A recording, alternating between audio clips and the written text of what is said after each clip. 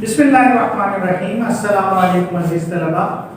आज हम profitability ratios के हवाले से बात करेंगे। हमारे लेक्चर्स की सीरीज जो है वो चल रही है एनालिसिस ऑफ फाइनेंशियल स्टेटमेंट्स, या आमतौर पर हम इन्हें अकाउंटिंग रेशियोज कहते हैं, उस हवाले से।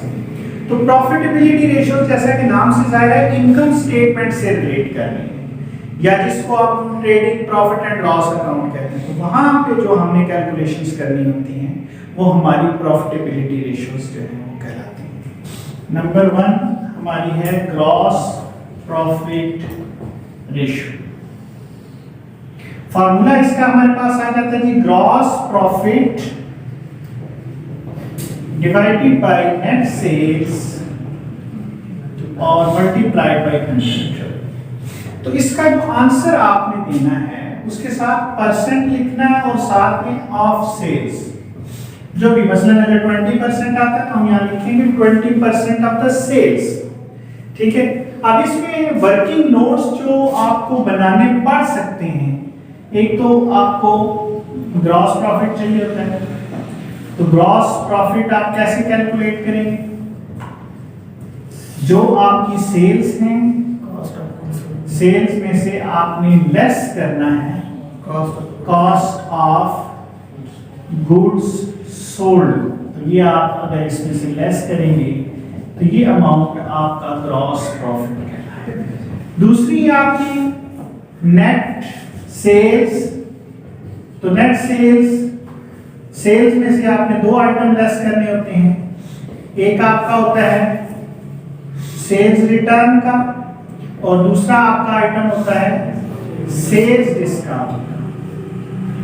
तो ये आप अगर इसमें से दोनों आइटम लेस करते हैं तो आपका जो आंसर आएगा वो आपकी नेट सेल्स कहलाएगा। तो ये दोनों वर्किंग नोट्स आपके बन जाएंगे और इसकी मदद से आप ग्रॉस प्रॉफिट रेशियो जो है निकालेंगे। इसके बाद हमारे पास आ जाती है नेट प्रॉफिट रेशियो। नंबर 2 पे है नेट प्रॉफिट रेशियो।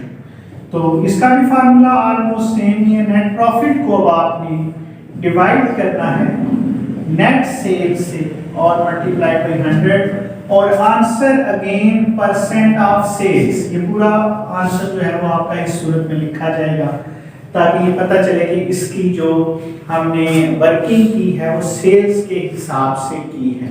तो ये हमारी आ गई नेट प्रॉफिट रेशियो। इसके अलावा हमारे पास एक कॉन्सेप्ट और आ जाता है, वो होता है operating profit ratio. Operating profit ratio, इसका फार्मूला है हमारा ऑपरेटिंग प्रॉफिट और इसको आपने डिवाइड करना है नेट सेल्स से और मल्टीप्लाई करना है 100 से। तो ये आपका प्रॉफिट जो है ऑपरेटिंग प्रॉफिट आ जाए। तो ऑपरेटिंग प्रॉफिट के लिए आपको वर्किंग नोट्स बनाने पड़ेंगे। जो आपने ग्रॉस प्रॉफिट कैलकुलेट किया है, ग्रॉस प्रॉफिट जो है इसमें से आपने लेस करने हैं ऑपरेटिंग एक्सपेंसेस। ठीक है, ऑपरेटिंग एक्सपेंसेस। तो ये आप लेस करेंगे तो ये आपका आ जाएगा operating profit. Operating profit calculate करना है आपने और ऑपरेटिंग प्रॉफिट को आप नेट सेल्स से डिवाइड करेंगे और मल्टीप्लाई बाय 100 करेंगे तो ये आपकी ऑपरेटिंग प्रॉफिट रेशियो जो है वो आ जाएगी। अब ऑपरेटिंग एक्सपेंसेस कौन कौन से हैं? ऑपरेटिंग एक्सपेंसेस से मुराद वो इखराजात हैं जो कारोबार को चलाने के लिए किए जाते हैं। मसलन सैलरीज पे करनी होती हैं, रेंट पे करना है, एडवर्टाइजिंग करनी है, इंश्योरेंस है, डेप्रिसिएशन है। इसमें इंटरेस्ट शामिल नहीं होता। एक पॉइंट के अगर कोई भी इंटरेस्ट, चाहे आपने रिसीव किया है चाहे आपने पे किया, तो इंटरेस्ट नहीं लिखना।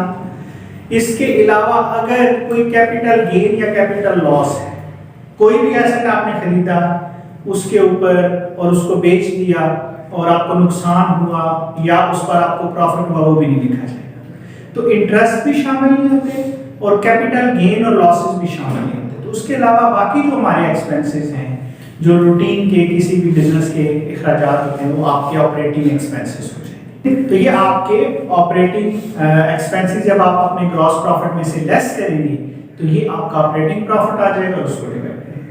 तीनों फार्मूलों की मतलब एक कॉमन सी सिचुएशन है, सबको हम नेट सेल्स से डिवाइड कर रहे हैं और मल्टीप्लाई पे 100 कर रहे हैं। और आंसर हमेशा मैंने आपको बताया आपने लिखना है परसेंट ऑफ सेल्स के हिसाब से, जो ये मेंशन करेगा कि इनकी कैलकुलेशन सेल्स की बेसिस के ऊपर जो है वो की गई है।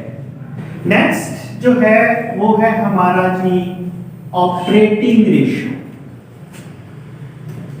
ऑपरेटिंग रेशियो इसका फॉर्मूला है operating cost,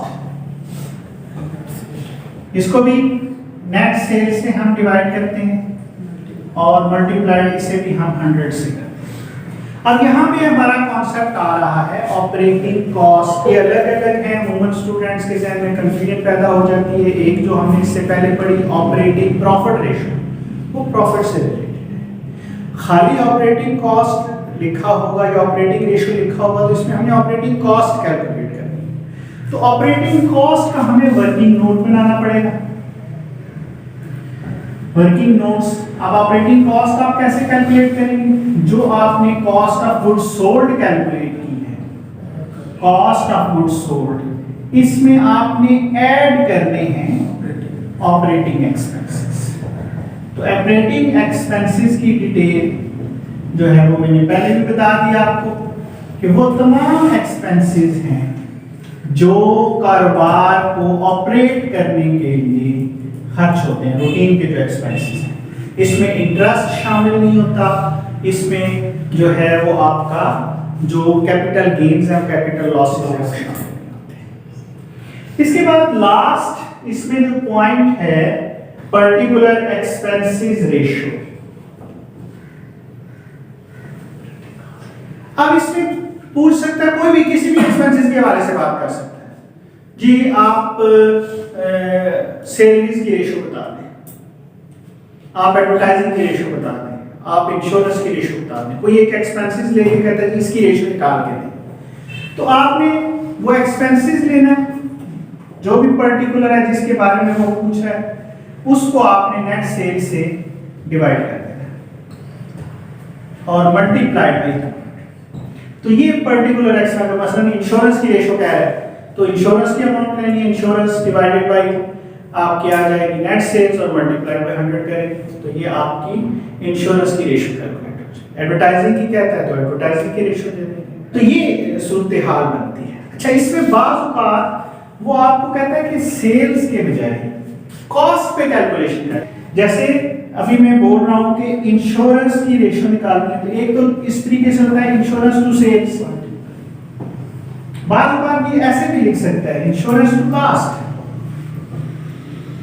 insurance to cost. अब यहां जब वो बेस बता दे कि आपने कैलकुलेशन कॉस्ट की बेसिस पे करनी है, तो ये सारे फार्मूलों में हो सकता है।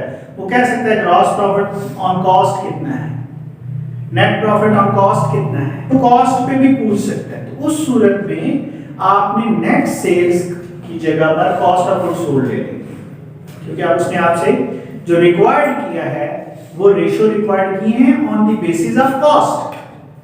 तो फिर आपने डिवीजन किससे करनी है? कॉस्ट ऑफ गुड्स सोल्ड से। कॉस्ट ऑफ गुड्स सोल्ड से डिवाइड करेंगे तो कैलकुलेशन आ जाएगी, और फिर उस सूरत में आप आंसर लिखेंगे परसेंट ऑफ कॉस्ट।